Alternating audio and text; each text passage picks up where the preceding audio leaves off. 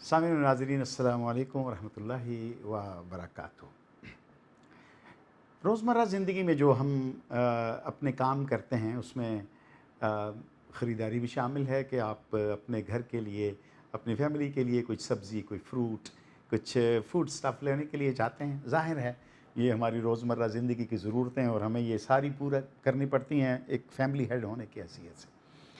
चंद दिन पहले एक ठेले वाले से मैंने एक फ्रूट लिया, शायद वो आड़ू बेच रहा था, और मैंने उससे कहा कि भाई ये जो ऊपर लगे हुए आड़ू हैं इस ढेर में, ऐसे हैं सारे ही?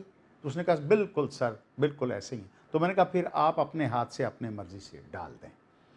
और मैंने साथ ही ये कहा कि देखें, यहाँ का रस्म व रवाज यहाँ के तो ये हैं कि जो बंदा है वो चुन के डालता है, लेकिन मैं आप पर एतमाद करना चाहता हूँ ताकि एक रवाज ये भी डाला जाए कि हम दूसरे को उसकी दयानतदारी को चैलेंज ना करें बल्कि उस पर एतमाद करें।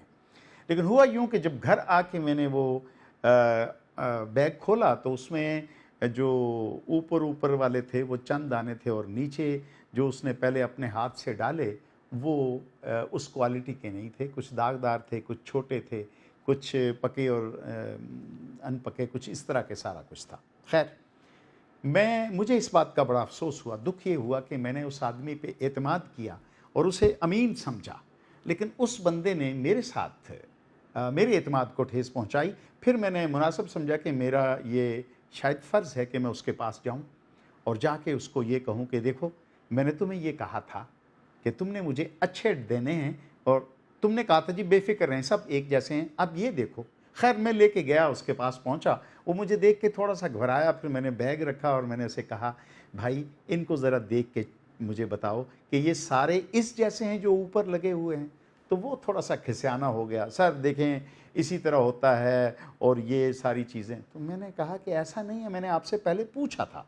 तो उसने कहा खैर, ये बात तकरार हो रही थी बड़े अच्छे मध्यम लहजे में, तो उधर से आवाज़ अज़ान बुलंद हुई और हय्या अलल फलाह की जब बात हुई तो कहने लगा, सर मेरी तरफ से अब फिर माज़रत कबूल करें, मैं नमाज के लिए जा रहा हूँ। मैंने उसे कहा, अल्लाह के बंदे, ये बहुत अच्छी बात है कि तू नमाजी है और हय्या अलल फलाह की आवाज़ पे तू उठ पड़ा है, लेकिन तुम्हें मैं एक और आवाज़ भी सुनाता हूँ जो तेरे उस नबी की आवाज़ है जिसकी शहादत कलमे में और अज़ान में भी है कि नबी अलैहिस्सलातु वस्सलाम ने फरमाया, मन गश्शा फलैसा मिन्ना, जिसने मिलावट की, जिसने धोखा दिया, वो हम में से नहीं है। अब तुम नमाज अल्लाह की पढ़ने जा रहे हो और उसके हबीब के फरमान के साथ ऐसा करने जा रहे हो, तो क्या हमारी नमाजें, हमारी परहेज़गारी, हमारी रोज़े जो आपका और अल्लाह का मामला है, क्या वो काबिल कबूल हैं? जब आप किसी को उसके साथ दाव लगाएंगे, उसे धोखा देंगे, उसके साथ मिलावट करेंगे। अच्छा, एक बात मैं आपको और बता दूं कि आप शाम को बैठते हैं तो सब ये कहते हैं हर बंदा अपने नसीब की खाता है, हर बंदे को उसका नसीब जो लिखा हुआ है वही मिलता है, उससे ज़्यादा वो नहीं पा सकता। अगर ये बात आपके अकीदे में, ईमान में सच है तो अपने अमल से क्यों नहीं साबित करते? रेड़े वाला, दूध वाला। अब ये देखें, ऐसा वक्त आ गया है कि दूध बेचने वाला दो किस्म के दूध अलग रख के कहता है, सर ये 140 वाला है, ये 100 वाला है। बंदा पूछे कि भले मानस, क्या भैंसें दो किस्म का दूध देती हैं? नहीं, हम करते हैं।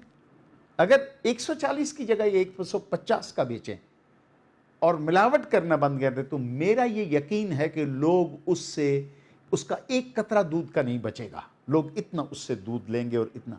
सब कोई एक बात हो तो मैं बताऊं, पानी की मिलावट, यानी जो चीज़ें पैक हैं उनमें 2 नंबर चीज़ें, इससे ज़्यादा कोई बदकिस्मती नहीं हो सकती कि जिस मुल्क में चीज़ बेचने के लिए, जिस मुल्क में चीज़ ख़रीदने के लिए कसम और कुरान उठाना पड़े। तो आप क्या समझते हैं कि हम दयानतदार लोग हैं?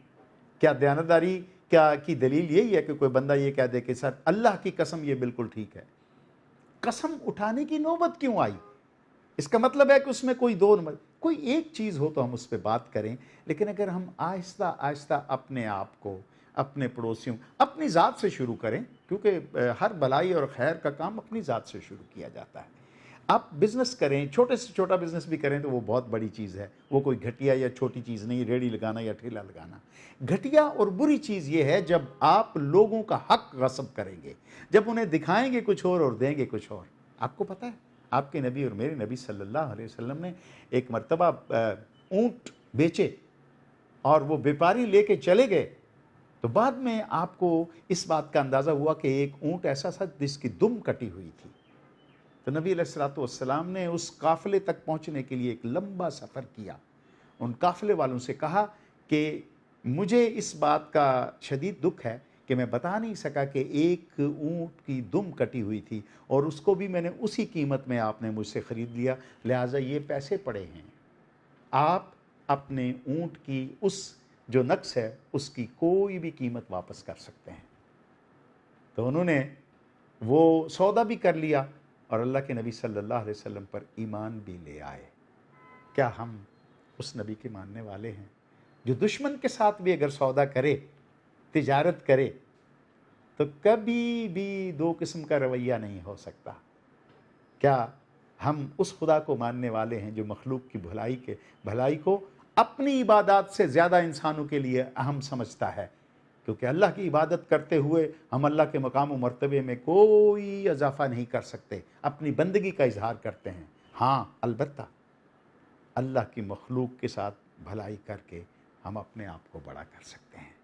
آئیے نیکی کے ساتھ، ایمانداری کے ساتھ، دیانت کے ساتھ اور اپنی بہت ساری ایک سنجیدہ کوشش کے ساتھ اس فیز سے باہر نکلیں کہ ہر آدمی جب کسی کے پاس جاتا ہے سودا لینے کے لیے تو وہ گمان کر لیتا ہے کہ سامنے والا بندہ ڈاکو ہے، یہ مجھے لوٹے گا۔ اس سے باہر نکلیں، اعتماد لوگوں کا بحال کریں، خود اعتماد کریں اور لوگوں پر اعتماد کرنا سیکھیں، ملاوٹ سے باز رہیں۔ کیوں؟ آپ کا یہ ملک ملاوٹ کا متحمل نہیں ہو سکتا، اس لیے کہ ہم ہر چیز میں ملاوٹ کر چکے ہیں، اب کوئی گنجائش باقی نہیں ہے۔ آئیے واپسی کا سفر اختیار کرتے ہیں۔ مجھے امید ہے کہ انشاءاللہ ہم بصحت و سلامتی ایک نئے پھر موضوع کے ساتھ آپ سے ملاقات ہوگی۔ اس وقت تک کے لیے اللہ حافظ۔